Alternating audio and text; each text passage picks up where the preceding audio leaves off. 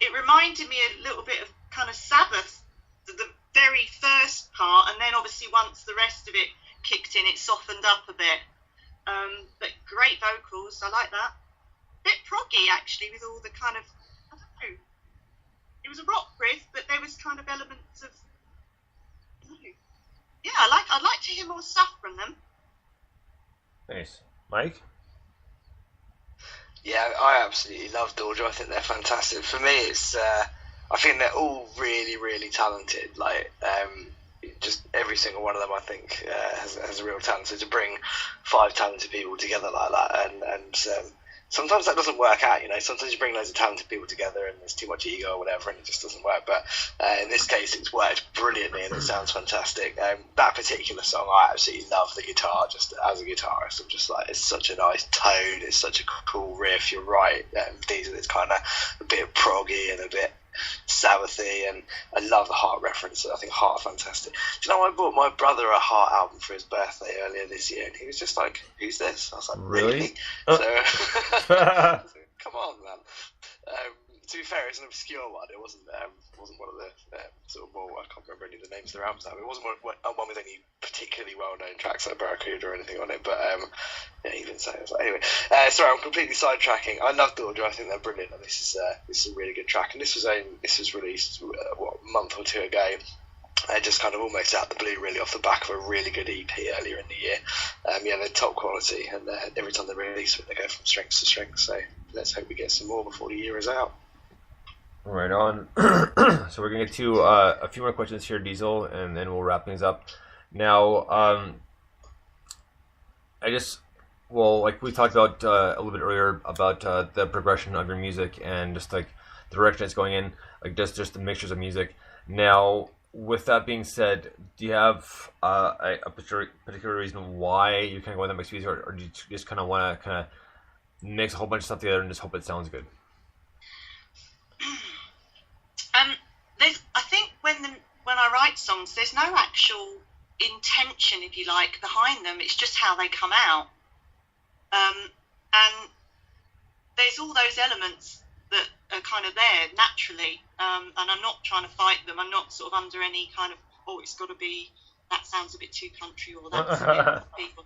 There's no, that's the nice thing of being independent and just doing what you want to do, because there are no restrictions, and that's partly why I'm going with a single at the time, to be honest, because they are quite different. I mean, the first single that got picked up by a lot of the stations in the States on the kind of Americana and country stations, but yet they won't touch 20 Days. And then 20 Days has been picked up by the sort of alternative electronic rock, some of the more heavier stations, and put on the the metal playlists. So it's quite interesting where people are seeing the different tracks. And obviously I know what's in the bag to come out next year as well. But that's I'm not worried that they're different. It's just that's how they are. A good song's a good song, and it's great actually, because then you're not getting typecast, and you can. The nice thing about the whole difference that we were talking about earlier with the live stuff and the recording stuff, you're not under any sort of pressure to be or play a certain type of music. The next, like, one of the tracks that you guys haven't heard is a track called Stones that I work with Frank Zamelli, and it actually is a very folky country song. It's been used as soundtrack on a documentary film, Fast Eddie. And if you heard 20 Days and thought that's what I was about, and then you heard Stones, you couldn't put the two together. Right. But just how it's coming out, and I thought about this for a while, thinking, I should do this, I should do an album, and then I suddenly thought, hang on a minute, stop, just do what you want to do. That's right, something some fun day, that's go with that, risk, so if that's happening, but there are, as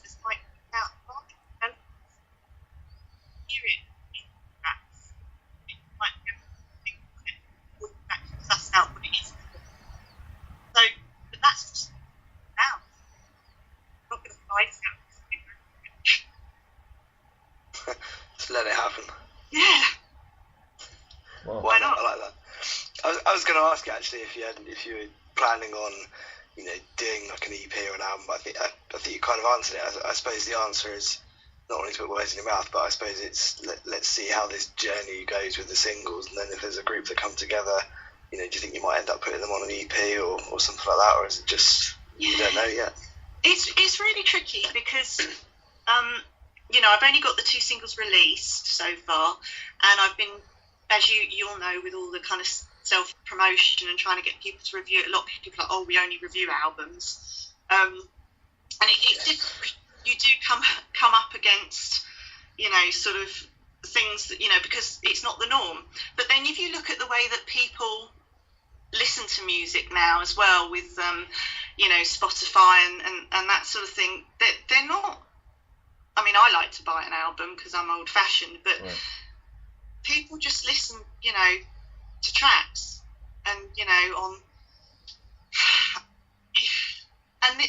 and also because they're all different, that's the other thing as well. If I put them all on an album, I mean, the people that like the kind of country things, the minute the sort of guitar riff comes in that's heavy metal or whatever, they're going to turn it off. So I don't know. I mean, again, coming back to the other thing that we were talking about, God knows how long it'll take me to get a whole album together, because we take quite a bit of time on the tracks, and then what do you do once you've got the album out? Tour it. I don't have a band, so it's tricky. So a single at a time, doing a video, making sure that single gets heard and gets to all the people that might be interested in it, and then the next single, if that's slightly different flavour, then you look at different stations, different avenues, different things that are going to like that style of music. So I don't know, I'm just kind of going with the flow. There's no plan on an album. Eventually there will be enough singles to be on an album. It might be a compilation album of your own songs. Singles. Yeah, I guess that's... Honestly, I mean, I don't know. I'd rather release a single at a time and be 100% happy with how it sounds than go in and try and do an album all in one go, because obviously it makes sense to do it all in one go. Not quite have the budget to make it sound how I want it to. It's tricky. I don't know. That's not to say, that people don't do it and do a fantastic job of it. It's just with what I'm doing, that just works for me. So I'm just gonna go with it and drip feed people the tracks as and when they come out and as and when they're ready. Fair play. Sounds like a good plan. Well, Dieselle, we're going to wrap things up here, but thank you so much for joining us tonight. We had a really good time and a lot of informative stuff that we probably wouldn't have thought of otherwise, but thank you so much for joining us tonight. You're welcome. Did you have a favourite question? I liked the one with Bonesy asked where you got your name from. Yeah.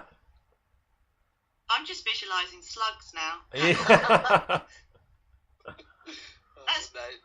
It's been really good. Thank you very much for coming on the show.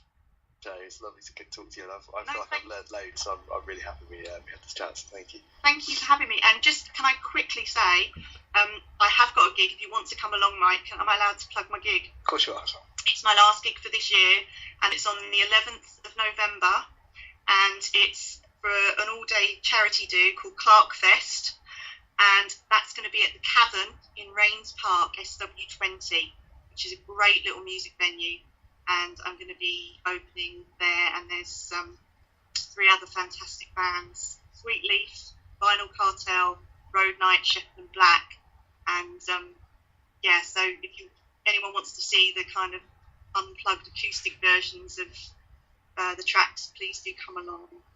Fantastic. There you go. If you're in the area, go along. I would love to go, but I'm actually running and playing a festival on the same day. So. But you'd be pleased to know they're nowhere near each other, so we won't steal each other's audiences. But if you're listening and you're nearby, go to that, because it'll be amazing, and I'll have to catch you in the new year, sadly. Well, Dieselle, thank you so much for joining us, and we'll definitely keep in touch and have you back on the show soon. That's great. Thanks so much. You're very welcome. Have a great night. And you. All right. Night.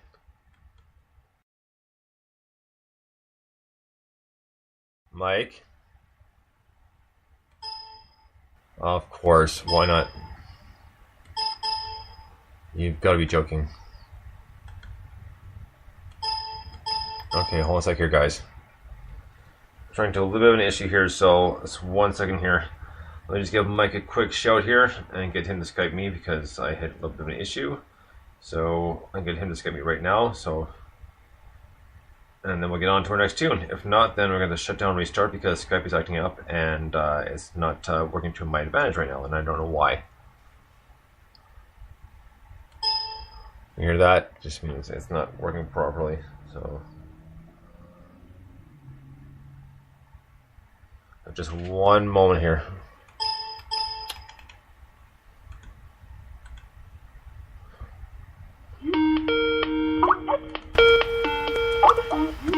There we go, Mike. Hello. Okay, there you go. Sorry about that. I'm glad things worked out because Skype did the exact same thing earlier when Dieselle and I were trying to get in touch with each other. It'll probably do it later when we speak to Manipulator. Yeah. We'll finish the interview and it'll cut me off again. But there you go. Well, either way, we're back, so we're good. Oh, good. Well, that was fun. I enjoyed that interview. Oh yeah, man, she was a good time, and it's interesting to hear the different ways that the stuff was done because she seemed to have like an alternative approach, which is a good thing. But it's very interesting to me how she made it all work because she's right. It's very tricky. Yeah, absolutely, and it's cool. Like, we've interviewed and played loads of over the last year or whatever, and it's always fascinating because everyone does it in a different way. They have their own recording process and their own way of translating it live and everything. But yeah, I thought that was great. I'd pick up an acoustic guitar and do country versions and stuff like that. I was not expecting that answer. It was really cool. Well, I enjoyed that. Just before we move on, my better half Ashley is listening, and I just got a text saying technical difficulties. So I was like, well, yes, but we got it solved now, so we're back on. So be an MS without technical difficulties. Yeah. Actually, we'll learn that over time. Yeah. So she's listening right now. So well, yeah, right, and among other things, but I'm not going to get into that. So that's something she may have my head for. So, anyways, so let's get to our next tune of the night, and we're kind of on a yeah, right. So we're kind of on a the girls, women of rock and roll again, or of the music business. So we're continuing on with the Sweetest Condition. This one's called 999. Dig this.